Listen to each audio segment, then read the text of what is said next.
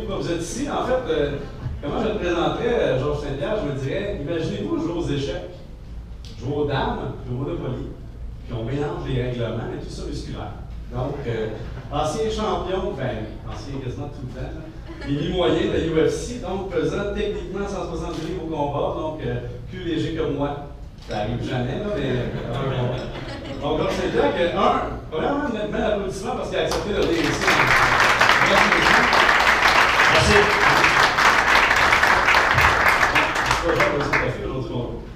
Moi, la première question que j'avais, honnêtement, là, puis j'ai vu le documentaire il y a quelques jours, et je me suis dit, mon Dieu, Pierre, il est plus jeune que toi, puis il est déjà plus loin que toi, donc, et je me suis dit, comment tu passes un étudiant qui se fait taper dessus à Saint-Isidore? C'est quoi le moment charnier, le moment vraiment précis où tu te dis, si j'avais pas fait ça, vu cette vidéo-là, je sais pas, si j'avais pas rencontré telle personne, je serais pas où je suis aujourd'hui. Puis c'est vraiment à ce moment-là que ma vie a changé, que j'ai fait cette carrière-là, au lieu de finir comme nous, là, en d'affaires plates dans un cubicule. Je crois pas que c'est un événement en particulier qui m'a défini, qui a fait en sorte que j'ai choisi de faire ça comme profession. Je crois que c'est plusieurs choses.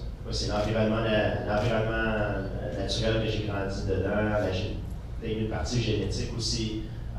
Si je serais né infirme, peut-être que j'aurais pas eu la chance d'avoir l'athlétisme que j'ai pour faire du sport. Alors, je pense que c'est une combinaison de plusieurs choses. OK, parce que là, j'ai vu, bon, OK, l'adolescence, on commence à faire du karaté, puis on rencontre des gens dans la rue, on va les apostropher, puis ce qui est dans le documentaire, ce qui m'a vraiment frappé, c'est, bon, je sais pas si c'est une légende urbaine, mais de partir à New York, toutes les fins de semaine, aller coucher dans une chambre miteuse, pour aller t'entraîner avec les meilleurs, puis arriver avec une poignée de change, là. C'est comme ça que ça se passe, puis à toutes les semaines, tu te dis, je vais prendre mon petit salaire du Québec, puis à toutes les semaines, je vais aller m'investir tout ce que j'ai pour me battre avec les meilleurs.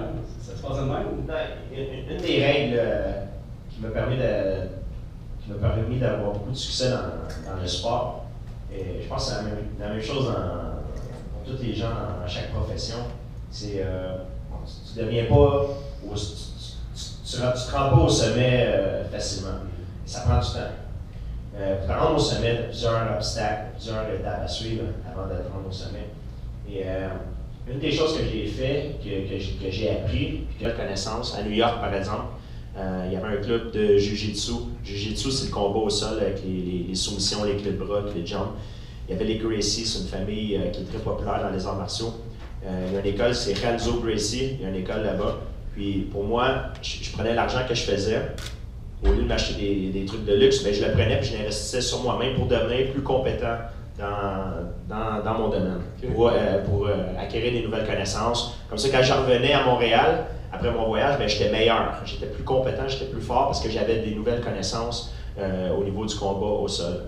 Honnêtement, dans la salle, qui, après sa première carrière, première fois qu'ils ont fait de l'argent un peu dans leur vie, plus que le Kraft Dinner, ils se sont payés une belle voiture? Mais c'est un peu la même chose.